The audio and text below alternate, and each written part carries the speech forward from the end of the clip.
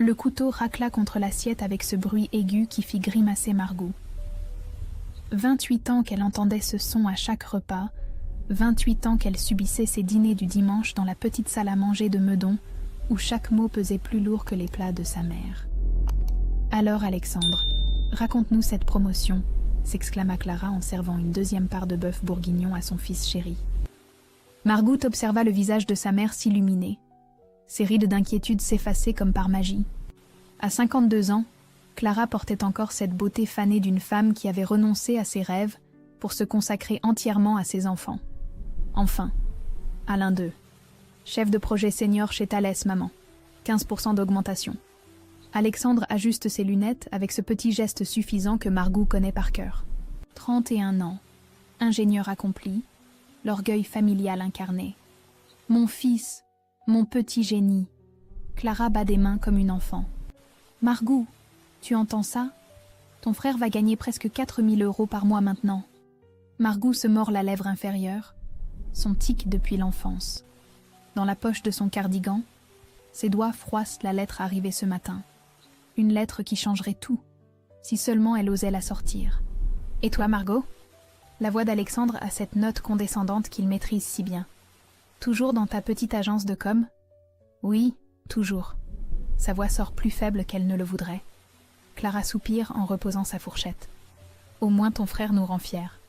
Toi avec ton petit travail d'assistante. À ton âge, Margot, tes collègues doivent toutes être mariées, avoir des enfants. » Le silence tombe comme une chape de plomb. Margot sent les larmes monter, mais elle les retient. Pas encore, pas devant eux. Tu sais ce que me disait Madame Beaumont hier, continue Clara, implacable. Sa fille Catherine vient d'acheter un appartement. Catherine, tu te souviens d'elle? Elle était en classe avec toi. Et regarde où elle en est aujourd'hui. Maman. Alexandre pose une main sur le bras de sa mère, mais son regard vers Margot n'exprime aucune compassion. « Non, il faut qu'elle entende ça !» Clara se lève, commence à débarrasser avec des gestes brusques. 28 ans, célibataire, sans projet, sans ambition. Moi, à son âge, j'étais déjà... Tu étais déjà quoi, maman? La question de Margot claque dans l'air. Pour la première fois de la soirée, Clara se tait. Margot sent quelque chose bouger en elle. Une force qu'elle ne connaissait pas. La lettre dans sa poche semble pulser comme un cœur. 8 000 € d'avance. Plus que le salaire mensuel d'Alexandre. Un contrat d'édition pour son premier roman. Tu étais secrétaire et tu as tout arrêté pour nous élever, c'est ça? Margot se lève à son tour. Ses jambes tremblent légèrement. Tu as renoncé à tes rêves. Mais moi, peut-être que j'ai les miens. Clara ricane, ce petit rire méprisant qu'elle réserve aux sottises de sa fille. Tes rêves? Oh, le mystère Margot. Tu me fais rire. Quel rêve! Alexandre observe la scène avec curiosité, comme s'il assistait à un spectacle. Ça va, Margot? Tu es toute rouge. Margot regarde sa famille. Cette mère qu'il a toujours trouvée insuffisante. Ce frère qui n'a jamais douté de sa supériorité. Elle pense à ses soirées passées à écrire en secret, à ses nouvelles publiées sous pseudonyme qu'ils ne connaîtront jamais, à ce manuscrit qui a touché un éditeur au point de lui proposer un contrat. Un sourire étrange naît sur ses lèvres. « Maman, un jour tu découvriras qui je suis vraiment. » Sa voix est différente maintenant, plus assurée. Et tu regretteras. Le silence retombe, plus dense encore. Clara fixe sa fille comme si elle la voyait pour la première fois. Alexandre hausse les sourcils, surpris par ce ton qu'il ne connaît pas. Tu regretteras de m'avoir élevée sans jamais chercher à savoir qui j'étais réellement. Margot attrape son sac, laisse un billet de 20 € sur la table, sa contribution au repas dominical, et se dirige vers la porte. Elle entend sa mère crier dans son dos quelque chose sur l'ingratitude et le respect, mais pour la première fois de sa vie, elle ne se retourne pas. Demain, elle montrera à Clara ce qu'elle vaut vraiment. Demain, tout changera. Le lendemain matin, l'odeur du café se mélange aux rayons dorés qui filtrent par la fenêtre de la cuisine. Clara prépare le petit déjeuner avec ses gestes mécaniques qu'elle répète depuis des années. Tartines beurrées, confiture de fraises maison, 2 sucres dans son café. « Tu es rentrée tard hier soir », murmure-t-elle sans regarder Margot qui descend l'escalier en pyjama. « J'espère que tu as réfléchi à ton comportement. » Margou s'assoit à la table ronde où tant de matins ont commencé de la même façon. Mais aujourd'hui, quelque chose a changé. Dans sa robe de chambre en pilou, elle garde la lettre contre son cœur, sous le tissu doux qui sent l'adoucissant lavande. « Maman, j'ai quelque chose à te dire. » Clara continue de beurrer sa tartine sans lever les yeux. « Si c'est pour t'excuser de hier soir, c'est déjà ça. »« Non. » Margou sort l'enveloppe de sa poche, la pose sur la nappe à carreaux bleus. « C'est pour te montrer qui je suis vraiment. » Cette fois, Clara lève la tête. Ses yeux bleus, fatigués par les années et les soucis, se posent sur l'entête élégant de la maison d'édition. Qu'est-ce que c'est que ça? Un contrat d'édition. Pour mon premier roman. Les mots tombent dans le silence matinal, comme des pierres dans un étang. Clara cligne des yeux plusieurs fois, comme si elle n'arrivait pas à comprendre. Ton quoi? Mon roman. Les silences de l'aube. Je l'ai écrit le soir, dans ma chambre, pendant que tu pensais que je ne faisais rien de ma vie. Margou déploie le contrat, ses mains ne tremblent plus. Il me propose 8 000 € d'avance. Clara lit par-dessus son épaule. Ses lèvres bougent silencieusement en suivant les lignes. D'abord intriguée, puis incrédule. Puis quelque chose de plus sombre traverse son visage. 8 000 €? Sa voix monte dans les aigus. Mais c'est plus que ce que gagne Alexandre en un mois. Oui, le mot simple résonne comme une gifle. Clara se redresse. Son visage devient rouge. Ses mains se mettent à trembler. Tu crois pouvoir gagner plus que ton frère ingénieur? Sa voix se brise sur les derniers mots. Inadmissible. Elle arrache le contrat des mains de Margou avec une violence qui surprend même sa fille. Les pages froissent sous ses doigts crispés. « Maman, qu'est-ce que tu fais? Ce que j'aurais dû faire depuis longtemps, te remettre à ta place. » Clara se précipite vers la cheminée du salon, où quelques bûches achèvent de se consumer depuis la veille. Sans hésitation, elle jette les papiers dans les flammes. Le contrat se recroqueville, noircit, disparaît en fumée grise. Margou regarde le feu dévorer ses rêves, mais étrangement, au lieu de la tristesse attendue, elle ressent une libération profonde. Le sourire qui naît sur ses lèvres surprend même Clara. « Tu souris ?» Clara la fixe avec incrédulité. « Je viens de brûler ton stupide contrat et tu souris ?»« Oui. » Margou se lève, s'approche de sa mère avec un calme qu'elle ne se connaissait pas. « Parce que tu viens de me libérer, maman. »« Te libérer? De quoi ? » ?»« De l'illusion que tu pourrais un jour être fière de moi. » Sa voix reste douce, sans colère. « Tu m'as élevée sans savoir qui je suis vraiment. Et maintenant je comprends pourquoi. » Clara recule d'un pas, troublée par cette nouvelle Margou qu'elle ne reconnaît pas. À cet instant précis, le ronronnement d'un moteur puissant brise le silence de la rue. Une Mercedes noire aux vitres teintées s'arrête devant leur petit pavillon de Meudon. 3 hommes en costume sombre en descendent. Leur silhouette détonne dans ce quartier résidentiel tranquille. Qu'est-ce que... Clara s'approche de la fenêtre, le visage soudain blême. Le plus âgé des 3 hommes remonte l'allée de gravier, sonne à la porte. Son costume est impeccable, ses cheveux grisonnants soigneusement coiffés. Quand Margou ouvre, il la salue avec un respect qui la surprend. « Bonjour, mademoiselle. Nous cherchons mademoiselle Margou. »« C'est moi. »« Parfait. » L'homme sourit avec chaleur. « Je suis maître Garnier, notaire. Monsieur Martinez, votre père biologique, PDG du groupe Martinez, souhaite vous rencontrer. Il vous attend. » Derrière Margou, un bruit sourd résonne. Clara vient de s'effondrer sur une chaise. Ses lèvres murmurent un seul mot, comme une prière ou une malédiction. « Roberto !» Le bureau baigne dans une lumière dorée qui filtre à travers les grandes fenêtres donnant sur l'avenue de Neuilly-sur-Seine. Margou n'a jamais vu un espace aussi élégant. Parquet de chêne ciré, bibliothèque ancienne, fauteuil en cuir patiné par le temps. Rien d'ostentatoire. Juste cette classe discrète qui respire la réussite tranquille. Roberto Martinez se lève de son fauteuil pour l'accueillir. 55 ans, cheveux poivre et sel, costume impeccable mais pas tape à l'œil. Son sourire illumine un visage marqué par les années, mais ses yeux noisettes, exactement les mêmes que ceux de Margou, brillent d'une émotion contenue. Margou. Il prononce son prénom comme une caresse. Mon Dieu, comme tu ressembles à ta mère, à l'époque. Il se reprend aussitôt, s'éclaircit la gorge avec un petit sourire gêné. Pardonnez-moi, asseyez-vous. Vous devez avoir 1000 questions. Margou s'installe dans le fauteuil face à lui, encore sous le choc. Cet homme distingué serait son père? Celui qu'elle a imaginé 1000 fois, tantôt en héros, tantôt en lâche qui les avait abandonnés? Je ne comprends pas, murmure-t-elle. Comment avez-vous su pour moi? Pourquoi maintenant? Roberto ouvre un tiroir, en sort une chemise cartonnée. Avec des gestes précautionneux, il étale sur le bureau des photos jaunies, des lettres, des articles de journaux. Il y a 6 mois, j'ai fait appel à un détective privé. Sa voix se fait plus grave. Mon médecin m'a annoncé que mon diabète s'aggravait, que mon cœur donnait des signes de faiblesse. J'ai réalisé que je n'avais plus beaucoup de temps pour réparer mes erreurs. Il désigne une photo où une jeune femme rayonnante pose devant un immeuble de bureau.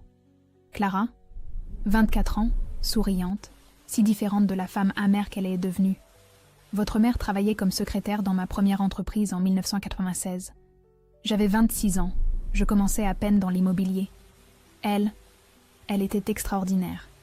Vive, drôle, intelligente. Nous avons vécu une histoire d'amour de 11 mois. Margou effleure la photo du bout des doigts. Cette Clara-là lui est totalement inconnue. Que s'est-il passé? Un matin de mars 1997, elle a disparu. Bureau vidé, appartement quitté, aucune trace. J'ai cherché partout. J'ai harcelé la police, embauché des détectives. Rien. Roberto ferme les yeux un instant. Je ne savais pas qu'elle était enceinte. Le silence s'étire entre eux. Margou sent son cœur battre si fort qu'elle en a le vertige. Le détective vous a retrouvés à Meudon il y a 6 mois. Quand j'ai appris votre existence, j'ai voulu tout savoir sur vous. Votre parcours, votre travail, vos talents cachés. Il sort d'autres documents, des copies de nouvelles publiées sous pseudonyme, des comptes rendus de ses performances professionnelles. Marie G, c'est vous, n'est-ce pas? Ces nouvelles dans Plume Magazine, cette sensibilité, cette façon d'écrire sur les relations humaines. Margou rougit. Vous avez lu mes nouvelles? Toutes. Elles sont magnifiques, Margou. Vous avez un don. Roberto se penche vers elle, ses yeux brillent d'une fierté paternelle toute neuve. Mais j'ai aussi observé vos compétences en communication. Cette campagne pour l'agence Martin l'année dernière, c'était votre idée, pas celle de votre patron. Comment peut-il savoir cela? Margou hoche lentement la tête. J'ai une proposition à vous faire. Roberto ouvre un dossier marqué « Confidentiel ». Le groupe Martinez emploie 200 personnes. Nous construisons des résidences pour seniors en Île-de-France. Rien de grandiose, mais une entreprise solide, humaine. Je viens de créer une filiale communication que personne ne sait diriger. Il pose un contrat sur le bureau. 8 mois. Prouvez-moi que vous êtes capable de faire grandir cette division. Et vous hériterez de 25% de l'entreprise. 3 millions d'euros de patrimoine, Margou. De quoi vivre libre et faire ce que vous voulez de votre vie. Margou fixe le contrat, abasourdi. Pourquoi? Pourquoi moi? Parce que vous êtes ma fille. Parce que j'ai 28 ans de rattrapage à faire. Mais surtout, Roberto sourit avec tendresse. Parce que j'ai lu dans vos yeux la même détermination que votre mère avait à 20 ans. Cette force qui lui a permis de disparaître du jour au lendemain quand elle l'a décidé. La porte du bureau s'entr'ouvre. Une assistante discrète murmure quelques mots à Roberto. « Votre frère Alexandre vous attend dans le hall », annonce-t-il. Votre mère lui a tout raconté. Margou se lève, le contrat à la main, la tête qui tourne encore. En sortant, elle croise le regard de Roberto une dernière fois. Réfléchissez bien, Margou. Cette offre ne se représentera pas. Dans l'ascenseur qui l'amène au rez-de-chaussée, elle aperçoit Alexandre dans le hall de marbre. Il fait les 100 pas, son visage habituellement serein marqué par l'inquiétude. Quand il la voit, son expression change. Ce n'est plus le regard bienveillant du grand frère. C'est celui d'un rival qui vient de découvrir qu'il avait sous-estimé son adversaire. « Alors c'est vrai !» Alexandre bondit vers Margou dès qu'elle sort de l'ascenseur. « La petite Margot va devenir riche ?» Sa voix résonne dans le hall de marbre, attirant les regards des employés qui traversent l'espace. Margou n'a jamais vu son frère dans cet état. Cheveux ébouriffés, cravate de travers, ce masque de politesse parfaite enfin tombé. « Alexandre, on peut en parler ailleurs. »« Non, on en parle maintenant. » Il agrippe son bras, ses doigts serrent trop fort. « Maman m'a tout raconté. Ce Roberto Martinez qui débarque avec ses millions, qui te propose de diriger une entreprise alors que tu n'y connais rien. Margot se dégage doucement, garde son calme malgré la colère qui monte en elle. Tu ne sais rien de ce que je connais ou pas. Ah vraiment? Alexandre ricane, retrouve cette supériorité qu'il affiche depuis l'enfance. Et qu'est-ce que tu connais au monde des affaires? Dis-moi. Toi qui gagnes à peine plus que le SMIC dans ta petite agence. Les mots frappent comme des gifles. Margot sent les regards peser sur eux, choisit la sortie plutôt que l'affrontement public.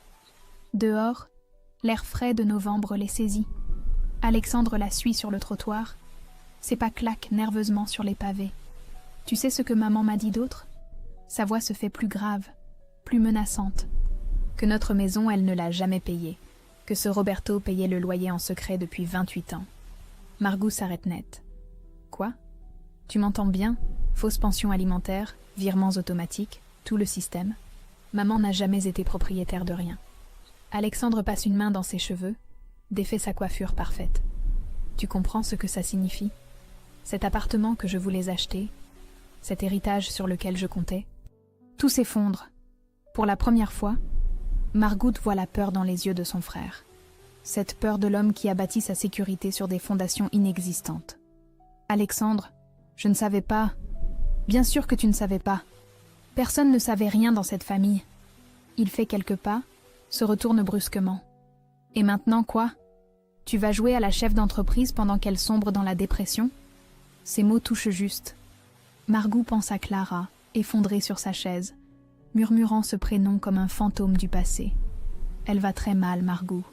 Très mal. La voix d'Alexandre se brise légèrement. Elle s'enferme dans sa chambre, refuse de manger, pleure sans s'arrêter. Et toi, tu vas partir vivre ta nouvelle vie dorée. Le poids de la culpabilité tombe sur les épaules de Margot. Elle qui croyait enfin échapper aux chaînes familiales se retrouve plus liée que jamais. Je ne l'abandonne pas. Ah non? Et comment tu vas faire? Partager ton temps entre ton nouveau papa richissime et ta pauvre mère qui découvre que sa vie entière était un mensonge? Un taxi s'arrête devant eux. Alexandre vérifie l'heure sur sa montre, recompose son apparence professionnelle d'un geste machinal. Je retourne au bureau. Moi au moins, j'ai un vrai travail qui ne dépend pas de la charité d'un inconnu. Il monte dans le taxi, baisse la vitre. Réfléchis bien, Margot. Cette histoire va nous détruire tous. Et quand ton château de cartes s'effondrera, il ne restera plus rien. Le taxi disparaît dans la circulation dense de Neuilly. Margot reste seule sur le trottoir, le contrat de Roberto serré contre sa poitrine. Pour la première fois depuis ce matin, le doute s'immisce en elle. Et si Alexandre avait raison? Et si accepter cette offre revenait à achever ce qui reste de leur famille? Son téléphone vibre. Un SMS de sa mère. « Rentre vite, s'il te plaît. » 2 mots qui pèsent de plus lourd que tous les contrats du monde. Le studio de 35 mètres carrés sent encore la peinture fraîche et les cartons de déménagement.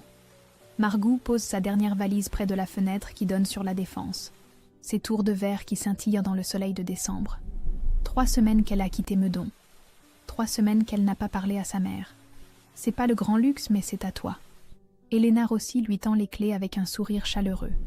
45 ans, assistant de direction chez Martinez depuis 15 ans, elle dégage cette assurance tranquille des femmes qui ont traversé toutes les tempêtes. Merci, Elena, pour tout. Roberto m'a demandé de t'accompagner tes premiers mois. Tu vas en avoir besoin, crois-moi. Elena s'assoit sur l'unique chaise, observe Margot avec bienveillance. Alors, comment tu te sens? Prête à affronter les loups? Margot éclate de rire malgré elle. Les loups? Santiago Herrera et sa petite cour. Il ne t'attendait là-bas, tu sais. Depuis 12 ans qu'il dirige l'opérationnel, Santiago se voyait déjà reprendre la boîte quand Roberto prendrait sa retraite. Le nom résonne dans la petite pièce. Santiago, le directeur général que Margot doit rencontrer demain pour sa première réunion. Il va me tester? Oh que oui, mais Roberto a confiance en toi. Et moi aussi, maintenant que je t'ai vu tenir tête à ton frère l'autre jour. Elena se lève, rajuste son foulard rouge vif. Un conseil. Ne montre jamais que tu doutes. Dans ce milieu, la faiblesse se sent à des kilomètres. Cette nuit-là, Margot ne dort pas. Elle étale tous ses dossiers sur le sol, étudie le marché de l'immobilier senior, analyse les concurrents, mémorise les chiffres. À 6 heures du matin, Elle connaît par cœur le profil de chaque résidence martinaise. « Bonjour tout le monde !» Margou pousse la porte de la salle de réunion le lundi matin, un sourire confiant plaqué sur le visage. 8 personnes l'observent en silence, leur café matinal refroidi dans les tasses. Santiago Herrera se lève le dernier. 48 ans, costume impeccable, ce regard perçant qui jauge immédiatement l'adversaire. Son sourire ne monte pas jusqu'à ses yeux. « Margou !» notre nouvelle directrice communication. Il insiste sur le mot « nouvelle » avec une ironie à peine voilée. « Alors, dis-nous, quelles sont tes références en immobilier ?» Le piège est grossier mais efficace. Autour de la table, les regards se font plus attentifs. Margou sent la transpiration perler dans son dos. « Je n'en ai aucune », répond-elle simplement. « Mais j'ai autre chose. »« Ah, et quoi donc ?»« Une vision. » Margou ouvre son dossier, affiche sa première slide sur l'écran. « Nous vendons des appartements à des seniors, c'est ça ?» Faux. Nous vendons de la sérénité à leurs enfants. Le silence change de nature. Santiago fronce les sourcils. Nos concurrents montrent des brochures techniques, des plans, des prestations. Nous, on va montrer des émotions. Une grand-mère qui cuisine pour ses petits-enfants dans une cuisine adaptée. Un grand-père qui jardine sur sa terrasse sécurisée. Une fille qui dort tranquille parce que ses parents vivent dans un endroit où quelqu'un veille. Margou clique, fait défiler les visuels qu'elle a préparés toute la nuit. Des photos authentiques, des témoignages émouvants. Cette approche humaine qui tranche avec les catalogues froids de la concurrence. C'est original, concède Santiago, mais son ton reste méfiant. La résidence de Vincennes ouvre dans 2 mois. Laissez-moi appliquer cette stratégie dessus. 1 mois de test, pas plus. Santiago échange des regards avec ses collaborateurs. Margou retient sa respiration. D'accord, 1 mois. Il referme son dossier d'un claquement sec. Mais au premier résultat décevant, on revient aux méthodes qui marchent. Le soir même, Margou appelle l'éditeur de Plume et Encre. « Monsieur Laurent, c'est Margou. Oui, le contrat a été détruit. Mais je voudrais en signer un nouveau. » « Bien sûr. Vous avez relu votre manuscrit ? » ?»« Non, je vais le réécrire. Entièrement. Avec tout ce que je suis en train de vivre. » Elle raccroche, sort son ordinateur portable, pose les doigts sur le clavier. Dehors, les lumières de la Défense s'allument une à une dans la nuit qui tombe. Pour la première fois depuis des années, Margou sourit en écrivant la première ligne de son nouveau roman. 15 appartements visités cette semaine, 8 familles qui ont signé un compromis de vente. Elena agite les chiffres sous le nez de Margou, ses yeux pétillants de fierté. « Ta campagne pour Vincennes fait des miracles. » Dans le petit bureau que Margou s'est aménagé, les témoignages de famille s'accumulent sur les murs. Photos touchantes, lettres de remerciement, cette approche humaine qui change tout. 1 mois que sa stratégie est en place. 1 mois que les résultats dépassent toutes les prévisions. Santiago doit être vert de rage, murmure Margou en feuilletant les rapports de vente. « Oh ça, tu peux en être sûr. Hier, je l'ai entendu au téléphone avec un fournisseur. Il parlait de la petite qui joue à la chef d'entreprise. » Elena baisse la voix, se penche vers Margou. « Fais attention à lui. 15 ans que je travaille ici, je l'ai vu éliminer tous ceux qui lui faisaient de l'ombre. » Margou hoche la tête, mais son attention se porte sur les factures étalées devant elle. Quelque chose cloche dans les comptes de maintenance des résidences existantes. Des montants gonflés, des prestations douteuses, toujours le même fournisseur. Herrera Services. « Elena, tu connais cette société ?» Elena jette un coup d'œil, fronce les sourcils. Jamais entendu parler. Pourquoi ? Regarde ses factures. 3 résidences, même prestations surfacturées. Toujours cette boîte. Margou aligne les documents sur son bureau. Et le nom, Herrera, comme Santiago. Tu penses qu'il y a un lien ? Avant que Margou puisse répondre, la porte s'ouvre à la volée. Santiago entre sans frapper. Son visage affiche ce sourire glacial qu'elle apprend à redouter. Margou, félicitations pour Vincennes. Très impressionnant. Il s'assoit sans y être invité, croise les jambes avec désinvolture. Roberto est ravi. Tellement ravi qu'il veut te confier le prochain projet. Mo. Elena se raidit imperceptiblement. Margou sent le piège se refermer. Mo ? Notre plus gros chantier. 120 appartements, 15 millions d'investissements. Le projet qui peut faire ou défaire ta carrière ici. Santiago pose un dossier épais sur le bureau. Toutes les études de marché sont là-dedans. Tu as 3 semaines pour préparer la campagne de lancement. Il se lève, lisse sa veste d'un geste machinal. Oh, et Margout? Cette fois, toute l'équipe dirigeante sera présente pour évaluer ton travail, y compris le conseil d'administration. Son sourire s'élargit. Pas de droit à l'erreur. La porte claque derrière lui. Elena et Margout échangent un regard inquiet. Ils préparent quelque chose, murmure Elena. Santiago ne confie jamais les gros projets aux nouveaux. Cette nuit-là, Margout épluche le dossier Mo jusqu'à 3 heures du matin. Quelque chose ne colle pas dans les études démographiques. Les chiffres sur les revenus des retraités de la région semblent gonfler, les projections de vente trop optimistes. Le lendemain, elle décide de vérifier par elle-même.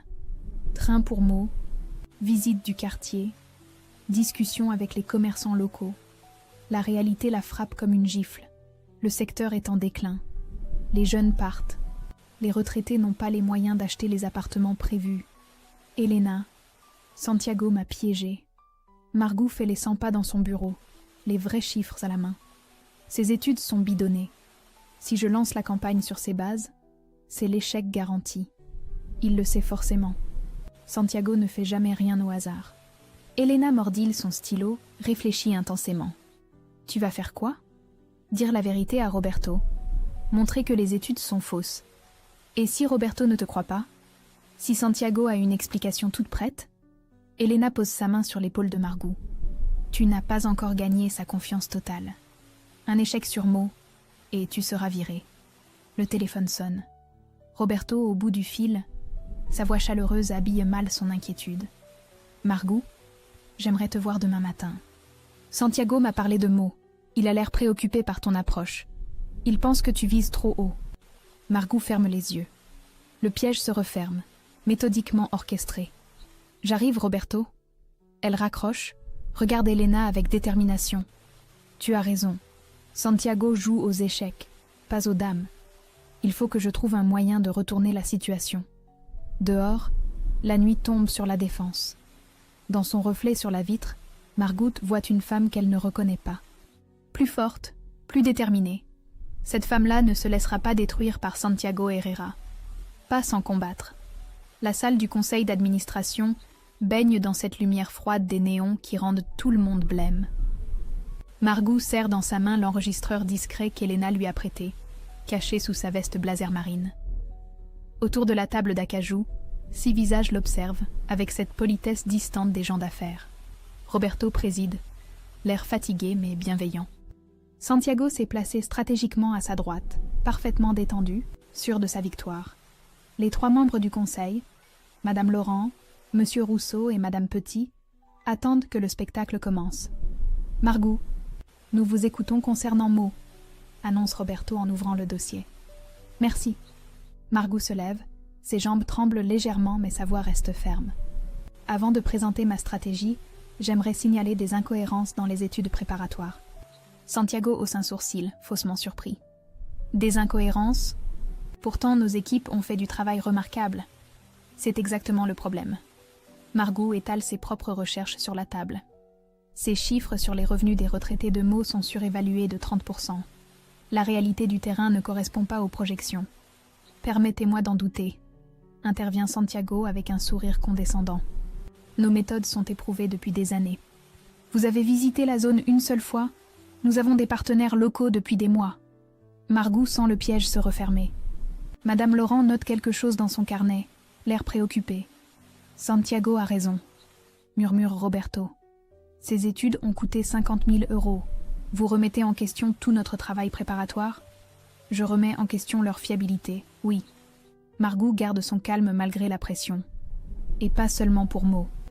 Elle sort les factures de Herrera Services, les étale devant l'Assemblée. Santiago se raidit imperceptiblement. Depuis 3 ans, cette société facture des prestations de maintenance gonflées à nos résidences. 80 000 € de surfacturation au total. Margout regarde Santiago droit dans les yeux. Herrera Services appartient à votre beau-frère, n'est-ce pas, Santiago? Le silence tombe comme une chape de plomb. Roberto blêmi fixe son directeur général avec incrédulité. Santiago, c'est vrai? Ces accusations sont ridicules. Santiago se lève d'un bond, mais sa voix tremble légèrement. Une coïncidence de nom, rien de plus. Margou cherche des excuses à son incompétence sur mot. Vraiment? Margou active discrètement l'enregistreur. Alors explique-moi pourquoi tu as menacé Elena hier soir. Je n'ai menacé personne. Si, tu lui as dit qu'elle devrait couvrir tes absences pour les rendez-vous médicaux de Roberto, sinon elle perdrait son emploi. Margou improvise, mais touche juste en voyant Santiago pâlir. Tu lui as dit que si elle me soutenait encore, tu ferais en sorte qu'elle soit licenciée pour faute. C'est du chantage pur et simple, bégait Santiago, perdant contenance.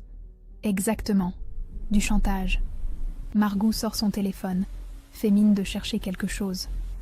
Heureusement qu'Elena avait son téléphone en mode enregistrement quand tu l'as appelée. Santiago explose. Petit arriviste, tu crois pouvoir détruire 12 années de loyauté avec tes petites combines? Sa voix monte, incontrôlée. Tu ne sais même pas qui tu es? Une bâtarde qui débarque avec ses grands airs pour voler ce qui ne lui appartient pas. Roberto se lève brutalement, le visage rouge de colère. Santiago, ça suffit. Non, il faut que tout le monde sache. Santiago pointe un doigt accusateur vers Margot. Cette Clara, sa mère, elle m'avait promis. Nous sortions ensemble quand tu l'as séduite avec ton argent. Elle devait m'épouser, Roberto. C'est moi qu'elle aimait d'abord. Le silence est assourdissant. Roberto s'accroche au bord de la table. Ses jambes vacillent. 28 ans. 28 ans que tu me mens. Que tu saboutes ma vie par vengeance. Je n'ai rien saboté. J'ai bâti cette entreprise avec toi. Mais elle gâche tout. Santiago désigne Margot avec hargne. Cette fille ne mérite rien. Rien. Roberto porte la main à sa poitrine. Son visage devient gris. Il s'effondre lourdement sur sa chaise, la respiration saccadée. Roberto. Margou se précipite vers lui, soutient sa tête qui bascule. Appelez une ambulance. Madame Laurent compose déjà le numéro d'urgence.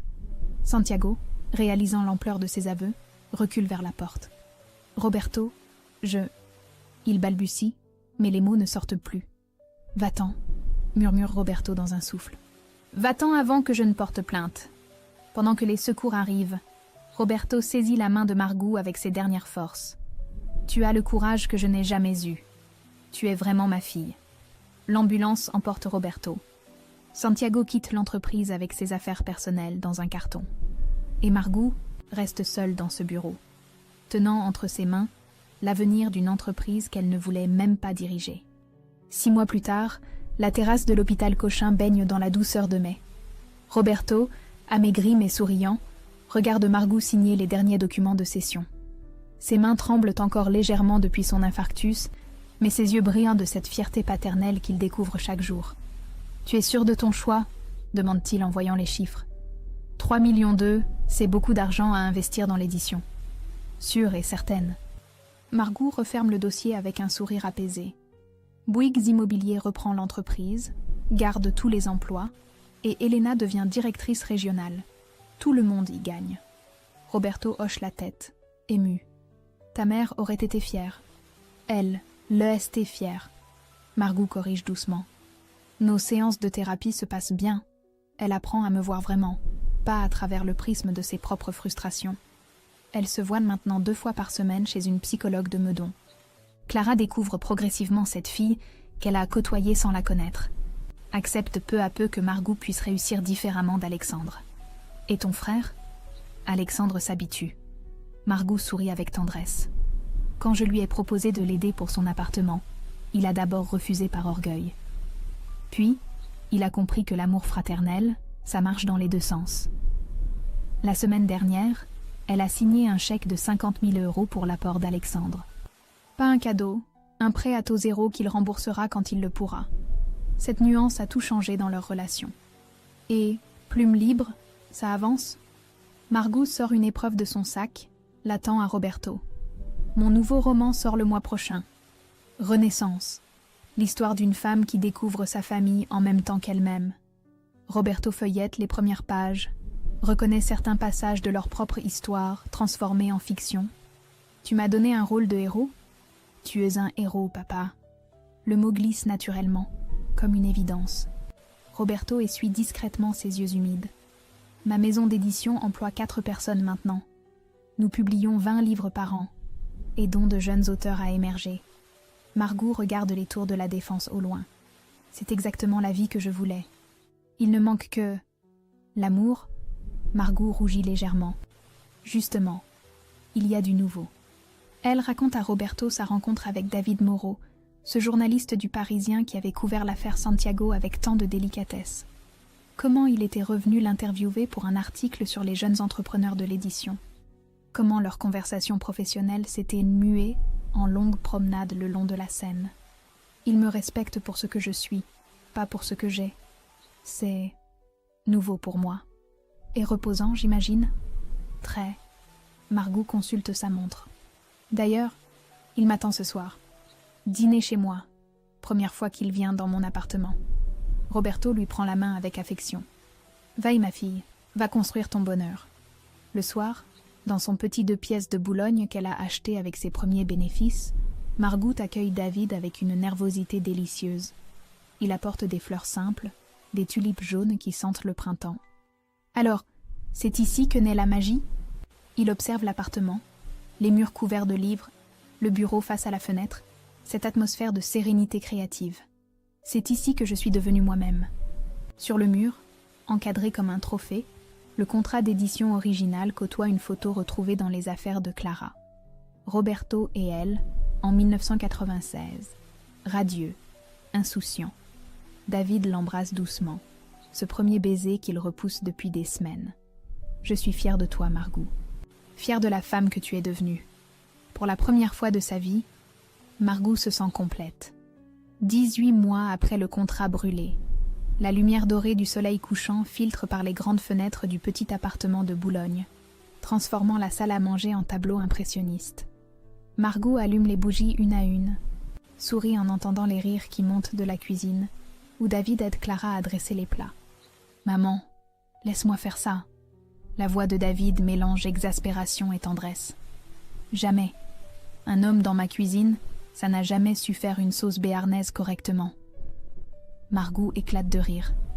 Qui aurait cru que Clara, cette femme si rigide, deviendrait la belle-mère la plus protectrice du monde ? Leurs séances de thérapie ont révélé une Clara différente. Celle qui rêvait d'écrire des romans d'amour à 20 ans. Celle qui avait renoncé à ses aspirations par peur de décevoir. « Margot ! Ton livre arrive en tête des ventes cette semaine. » Alexandre entre en brandissant son téléphone. Sa compagne Emma accrochée à son bras. « 5e semaine consécutive. Ma sœur l'écrivaine célèbre. » Sa fierté fait chaud au cœur. Alexandre a découvert que soutenir sa sœur ne diminuait en rien sa propre valeur. Mieux, cela l'enrichissait. Et Plume Libre vient de signer 3 nouveaux auteurs, ajoute Margot en servant l'apéritif, dont une jeune femme de banlieue qui écrit des nouvelles extraordinaires sur sa mère immigrée. Elle me rappelle quelqu'un. La porte s'ouvre sur Roberto, appuyé sur sa canne élégante, mais le sourire éclatant. Derrière lui, Elena rayonne dans sa nouvelle robe, fière d'accompagner l'homme qui est devenu bien plus qu'un patron. « Mon papa !» Margot l'embrasse avec cette affection naturelle qui les surprend encore tous les deux. « Ma fille prodige !» Roberto pose sa canne, observe cette tablée qui ressemble enfin à une vraie famille. Elena m'a dit que Bouygues était ravi des résultats de l'ancienne équipe Martinez. 20% de croissance cette année. Elena dirige maintenant toute la région Île-de-France. Margot lève son verre vers son amie. À la femme la plus compétente que je connaisse. À nous tous, corrige Elena, émue. Ils s'attablent autour du repas que Clara a préparé avec amour. Pour la première fois depuis des années, les conversations coulent naturellement, sans tension cachée, sans non-dits empoisonnés. « Tu sais ce qui me rend le plus heureuse ?» murmure Clara en servant le dessert. « Ce n'est pas ton succès, ma chérie. C'est te voir sourire vraiment. Et toi, maman, tu écris toujours ? J'ai commencé un petit quelque chose. Des mémoires, peut-être. L'histoire d'une femme qui découvre qu'il n'est jamais trop tard pour réparer ses erreurs. » David serre la main de Margot sous la table. « Et nous, on a une annonce à faire. » Le silence se fait, chargé d'expectatives. Nous avons trouvé une maison, à Suresnes, avec un bureau pour Margot et un jardin pour les futurs petits-enfants. Clara pousse un cri de joie. Roberto bat des mains. Alexandre siffle d'admiration. « Vous allez vraiment... » balbutie Clara. « Nous marier ? Pas encore. » David sourit avec tendresse. « Mais vivre ensemble, oui. Construire quelque chose de beau, lentement, solidement. Margout regarde cette assemblée, ces visages aimés qui l'entourent. Sur le buffet, le contrat d'édition encadré côtoie la photo de Clara et Roberto jeunes, symbole de destruction et de reconstruction. « Vous savez ce que m'a dit mon éditeur aujourd'hui ?» annonce-t-elle. Une maison de production s'intéresse à Renaissance pour en faire un film. « Un film ?»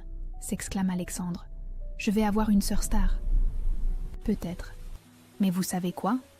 Même si ça n'arrive jamais, même si mes livres s'arrêtent de se vendre demain, j'ai déjà gagné. Elle lève son verre vers cette famille recomposée, imparfaite mais aimante. J'ai gagné parce que j'ai découvert qui j'étais vraiment et que vous m'aimez pour ça. Dehors, la nuit tombe doucement sur Boulogne. À l'intérieur, autour de cette table, une nouvelle histoire commence. Celle d'une femme qui a osé brûler ses chaînes pour renaître libre. Margout, tout simplement. Et ça lui suffit amplement.